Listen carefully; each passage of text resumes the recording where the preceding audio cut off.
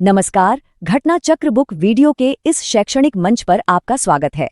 हमारा उद्देश्य है ज्ञान को सरल, स्पष्ट और सुलभ रूप में आप तक पहुंचाना। आइए आरंभ करते हैं अध्ययन और सफलता की इस यात्रा को। तो जब भारत पर ब्रिटिश राज था, एक बात तो साफ थी, देश की दौलत लगातार कम हो रही थी। पर यह हुआ कैसे? इस कहानी के दो लेवल हैं। एक बहुत बड़ी थ्योरी, एक आर्थिक प्लान, और दूसरा जमीन पर असल में गांव-गांव में टैक्स वसूलने का तरीका। चलिए इन दोनों को ही आज समझते हैं। और यही वो सबसे बड़ा सवाल है जिसके इर्द गिर्द पूरी कहानी घूमती है। आखिर भारत का पैसा, भारत की दौलत 7 समंदर पार ब्रिटेन पहुंच कैसे रही थी? इसके पीछे सिर्फ लूट नहीं थी, एक पूरा सोचा समझा सिद्धांत काम कर रहा था।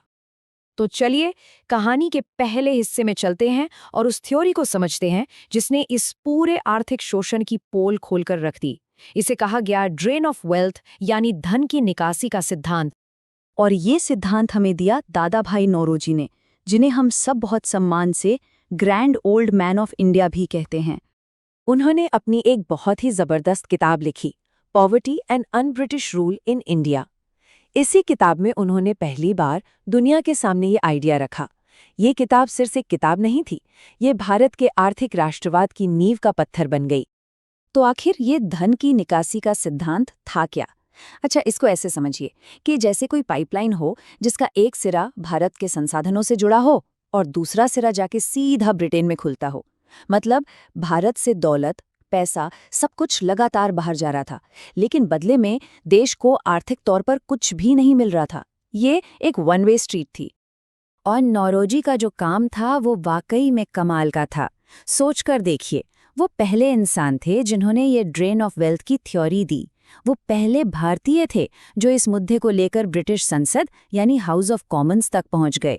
और इतना ही नहीं, वो पहले व्यक्ति थे जिन्होंने उस समय में भारत की नेशनल इनकम का एक फॉर्मल अनुमान लगाया। मतलब हर मायने में एक पायोनियर।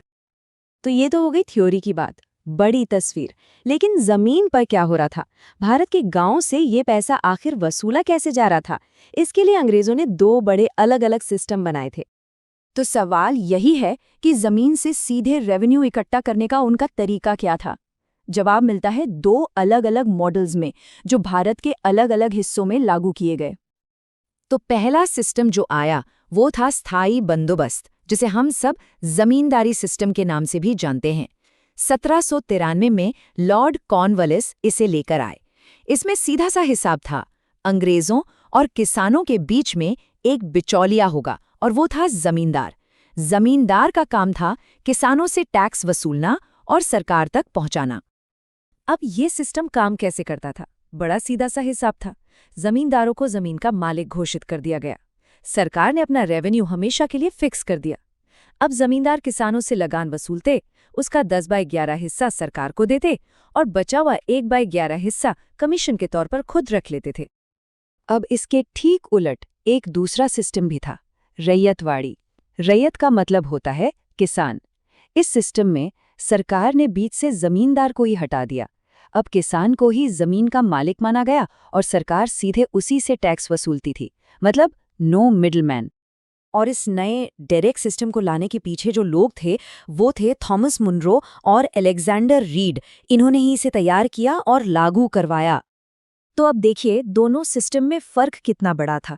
एक तरफ जमींदारी सिस्टम, जहां जमीन का मालिक जमींदार था और सरकार का किसानों से कोई डायरेक्ट कांटेक्ट नहीं था, और दूसरी तरफ रैयतवाड़ी सिस्टम, जहां मालिक खुद किसान था और सरकार सीधे उसी से डील कर रही थी।